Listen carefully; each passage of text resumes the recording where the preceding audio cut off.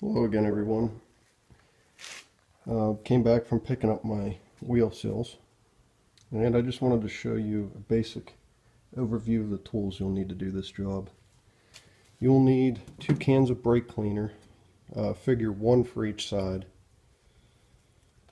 2 wheel seals. These are national. The part number is 8871, and they're made in Mexico.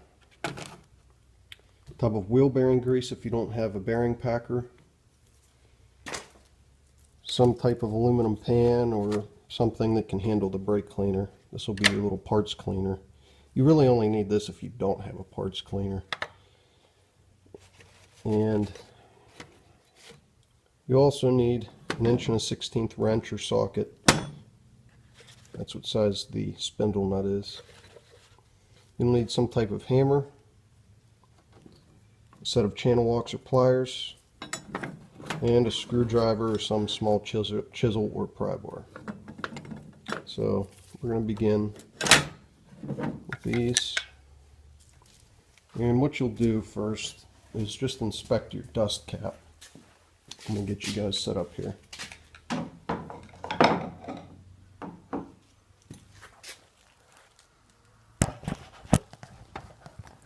One moment. There we go. What you'll do first is inspect your dust cap. Check it for any big dents, anything like that. If there's a lot of grease and dust buildup around it, you should probably buy a new one. Chances are there's a crack in it or some bend that's allowing the grease to escape. But you'll clean all of the nasty dirt off around there. We don't want to contaminate what's inside here. Even though we will be cleaning it, we just don't want to make extra dirt for ourselves. And also, if you can get some of these gloves, they're very helpful keeping all the grease off you. So just take your prying or chiseling device, put it in the split around the dust cap, you'll see it.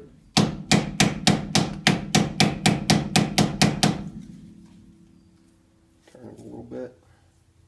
Just work your way around it. What you don't want to do is just stab a hole in this thing and pull it out.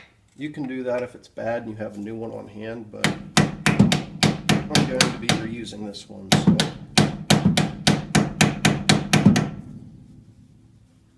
just chisel it in there and kind of pry just very slightly. You want to be careful if you're using a screwdriver because sometimes these tips break off. Just kind of go around and pry.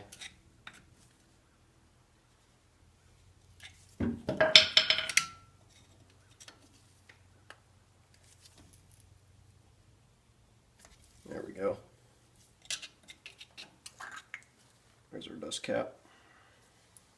One other thing I forgot to mention is you'll definitely need some towels or something like that. Paper towels work just fine.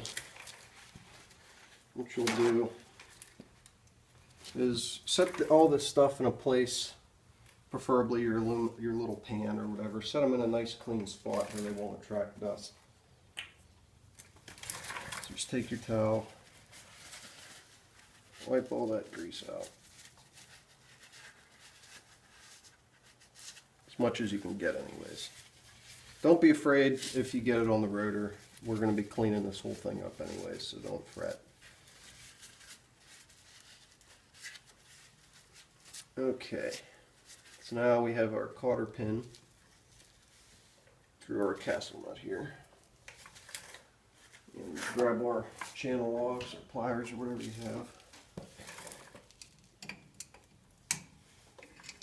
Okay. You want to inspect this thing for damage too. If it's broken or one of the ends are broken off, don't be cheap, just go ahead and replace it. They're very inexpensive and they're among one of the most important cotter pins on your car. Okay, so once you have that removed, set that aside too. Now next will be your castle nut. Sometimes you can get these off with the pliers, sometimes you might need the wrench. They're not on there extremely tight. All they're doing is just adjusting how much lash is in the bearings, I guess you could say. So there's your castle nut. Set that aside. Now next will be this washer. A little bit tricky. Usually, sometimes the outer bearing will come out with this. Okay, this time it didn't. Just wanted to show you this. Notice how it has this almost like a key looking. There we go. Right there. That fits into a keyway in the spindle. And then there's a flat on the other side. So just keep that noted.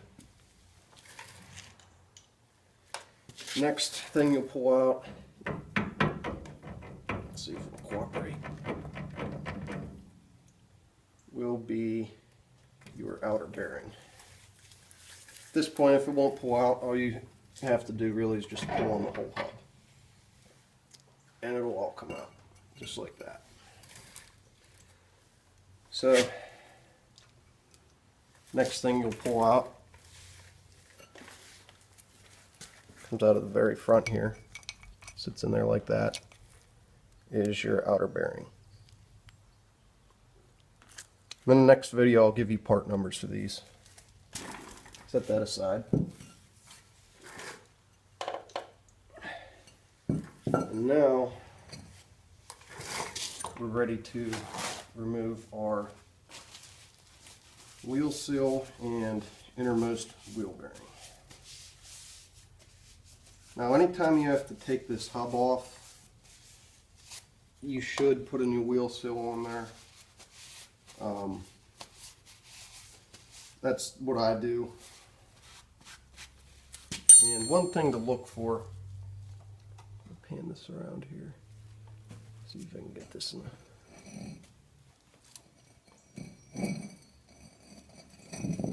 I'm trying to scoot it into the video here.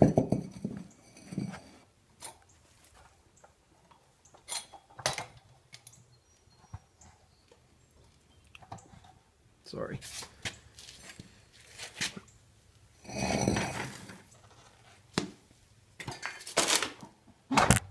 There we go.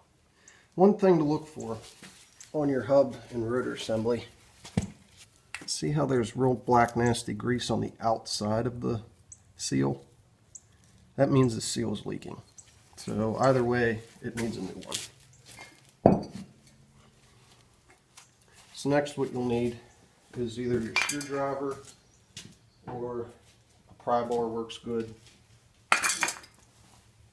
And what you'll do is just stick it underneath the lip of the seal here. Between the bearing and the seal here, you'll feel the lip. Just kind of pop it out. And there's our seal. There's the side that faces the inside of the car, and this is pressed into the hub. See the lip. Now, after that's removed, you can remove your innermost bearing.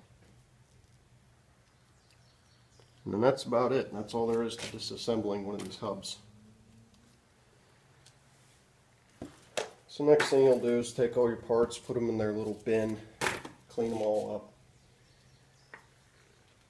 And then what you'll do is repack the bearings and install the seal. So now that I got this all apart, I'm going to go ahead and clean everything all up. I actually have the opposite side cleaned up right now, so I'll probably just do a video on that, just since it's already clean. But that's about all there is to the disassembly. Alright, I'll be back shortly with another video.